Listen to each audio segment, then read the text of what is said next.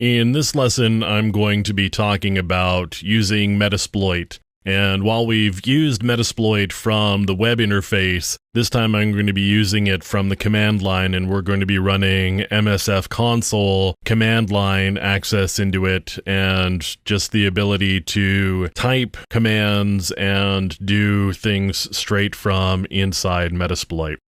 So I've got Metasploit open here now, and I've got the console. You can see I've got 922 exploits and 496 auxiliary, 251 payloads. It's got a lot of information in it that provides you the ability to build exploits and also just run existing ones.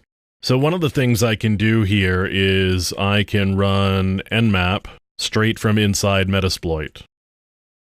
I'm going to set a very high timing rate, and I'm going to run it against 192.168.1.245.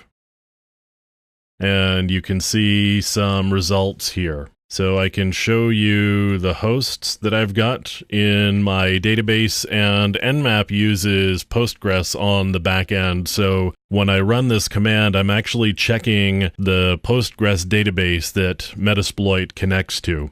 So you can see here I've got a Linux system in my database and a Windows XP system. Another thing that I can do is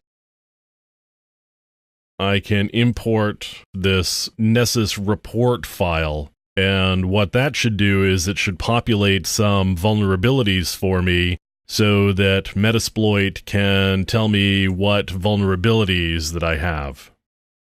So I've done a DB import on this Nessus file, so I exported the report in the Nessus XML version 2 format, and now I've imported it in here, and from here should be able to see the different vulnerabilities that we've got. I've got a whole lot of vulnerabilities that have been noted against this particular system. And in order to find the vulnerability module here, I'm going to search MS08-067. I've got a Microsoft vulnerability from 2008 that hasn't been updated as near as we can tell. So I'm going to use that particular vulnerability.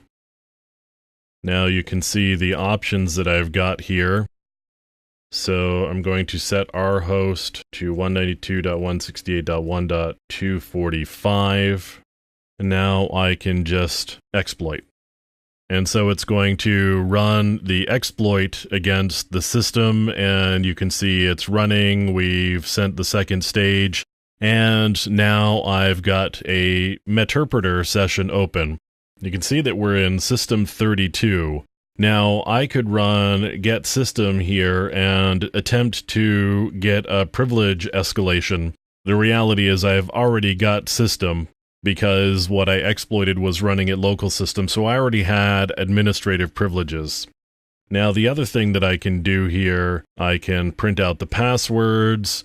You can see all of the users and passwords that are here. Another thing that I can do is I can get a screen grab. Right there. And you can see the system that I have just broken into. I could do a webcam snap if there was a webcam that was attached to it, so I could get a picture of the room that I was in. I can do a print out of the information about the system. So you can see that it's running Windows XP, build 2600, Service Pack 2. So those are different things that you can do from Metasploit and Meterpreter.